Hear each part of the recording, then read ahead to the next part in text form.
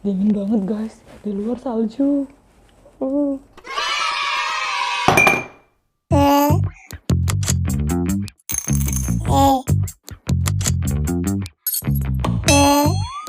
Gue minta kalian semua untuk tonton video ini sampai habis karena nanti kalian bakal tahu 10 pelajaran apa yang kalian bisa gunakan saat kalian membangun sebuah bisnis atau sebuah brand.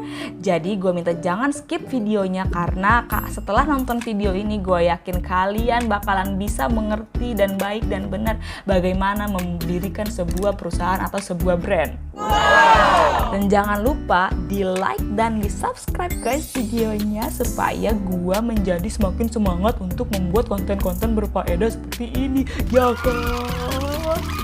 Kali ini gua bakalan nge-review film Korea yang lagi banyak banget diomongin sama orang-orang, yaitu Itaewon Class. Jadi sebagai penghormatan gue memakai baju ini ya kan, biar berasa gue lagi ada di Korea. Nggak apa-apa lah. Nah, dalam review gue kali ini gue bakalan kasih tahu ke kalian 10 life lesson yang kita bisa pelajarin dari film Itaewon Class. Ini review pribadi gue, ini review jujur gue. Jadi kalau kalian punya tambahan-tambahan review atau tambahan-tambahan life lesson lainnya, kalian bisa komen di bawah dan kasih tahu ke gue apa sih yang kalian dapetin dari nonton film Itaewon Class ini sendiri. Selain orangnya ganteng dan cantik ya kan. Langsung aja ke videonya, 10 life lesson dari film Itaewon Class. Yang pertama adalah selalu mempunyai prinsip hidup yang kita pegang dan jangan biarkan orang lain menghancurkannya.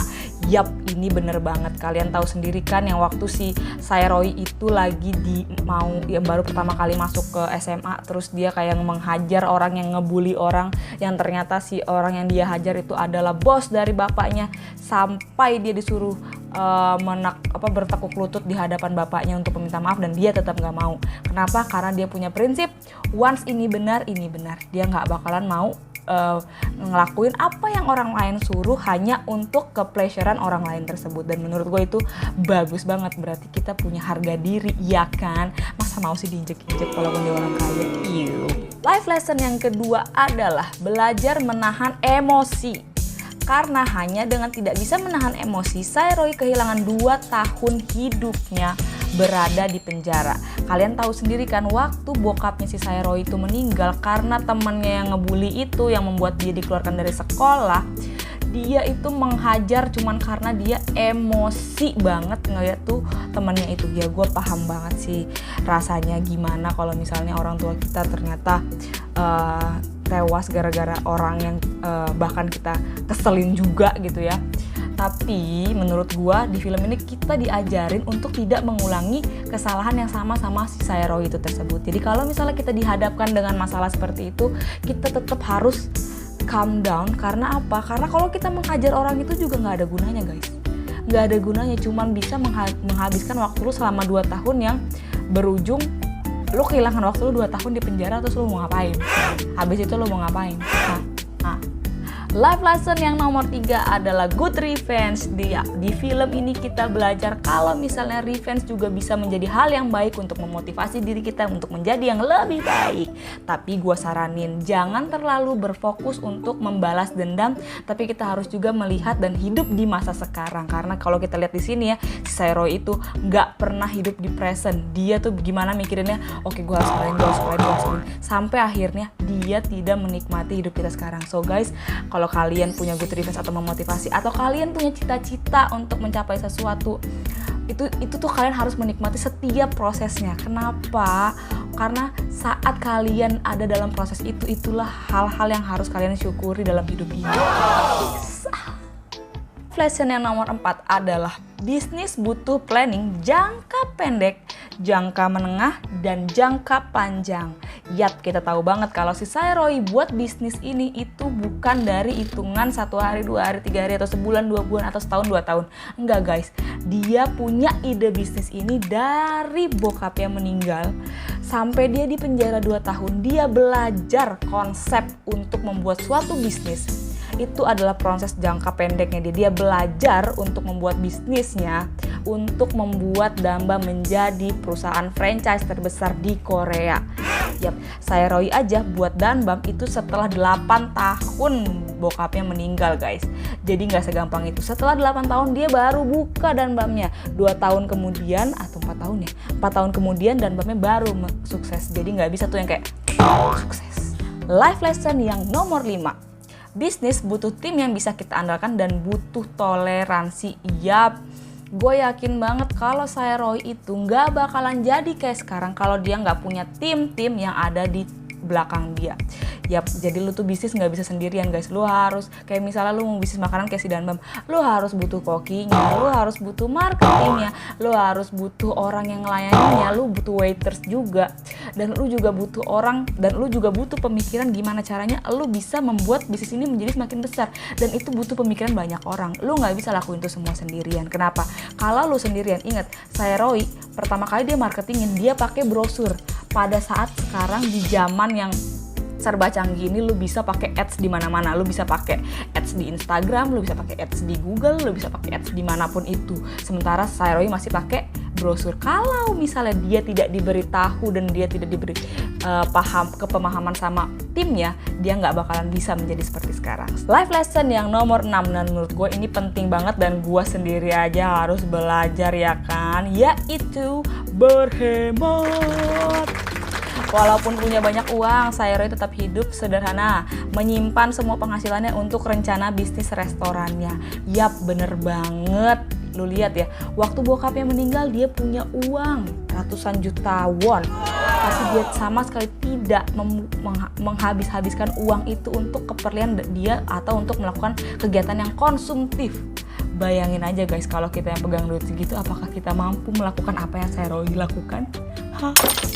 Ya, menurut gue berhemat tuh penting banget. Dia instead of dia habis-habiskan uang itu untuk hal yang konsumtif, dia malah menginvestasikan semua uang itu ke perusahaan besar yang menjadi lawannya dia, yang menjadi motivasinya dia untuk membuka sebuah bisnis makanan.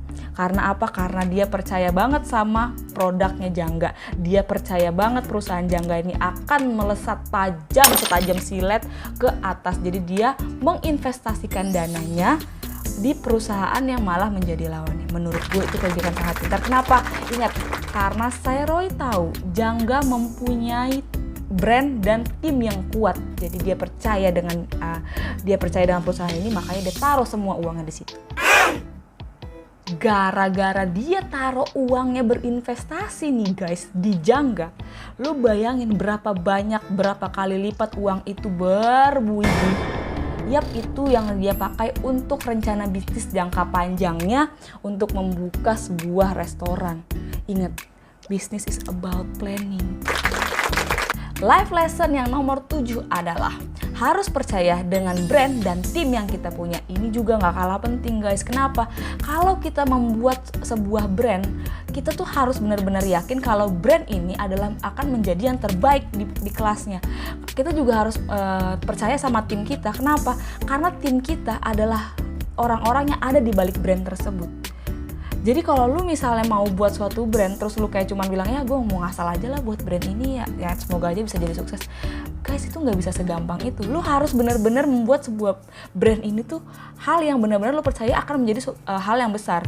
Dan lu percaya brand ini akan menjadi besar, niscaya brand lu akan menjadi besar. Kenapa? Karena kemampuan dan kekuatan dan semua ambisi yang lu punya lu kerahin untuk di brand itu tersebut. Dan itu gue yakin banget kemungkinan lo akan sukses akan jauh lebih besar daripada lo cuma buat brand asal-asal yang penting ikutan orang.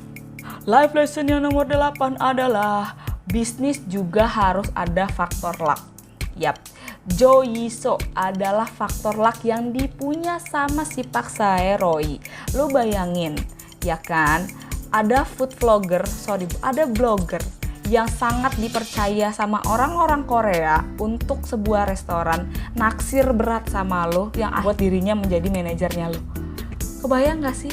Ya pasti udah punya gak sih marketingnya? Dia tinggal kayak post aja gitu di Instagramnya atau di blognya soal kenikmatan restoran lo. Apa gak langsung datang tuh orang-orang? Minimal lu udah lu udah mempunyai shortcut untuk membranding nama lu atau membuat orang-orang aware sama lu punya brand. So it's a luck baby. but not everyone got the luck, okay?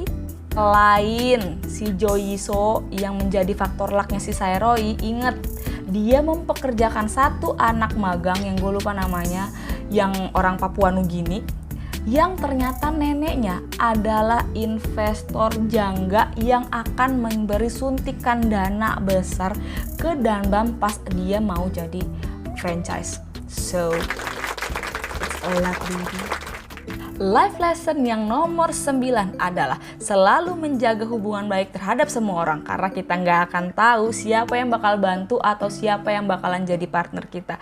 Ini bener banget, tadi juga kasih tahu kan kalau misalnya Pak Saryo itu mengambil anak magang yang ternyata neneknya adalah seorang investor besar jangga. Lu bayangin waktu itu neneknya datang ke restorannya dia sebagai kayak nenek-nenek yang ya penampilannya kayak dekil, kayak nggak terlihat seperti orang yang punya uang, tapi si Sae-roy tetap berbuat baik sama dia. Dia bahkan ingat Pak Sae-roy membuat satu restoran-restoran yang ada di samping-sampingnya itu menjadi lebih baik lagi. Jadi dia bukan hanya membranding diri dia aja, tapi dia juga ngebantu ngebranding tempat dia berusaha itu menjadi tempat nongkrong anak-anak di Itaewon. So, menurut gue kita harus menjaga hubungan baik sama semua orang, karena kita nggak bakal tahu siapa yang bakal jadi musuh kita, siapa yang bakal jadi partner kita. Jadi better kita harus membuat semua orang itu teman baik kita.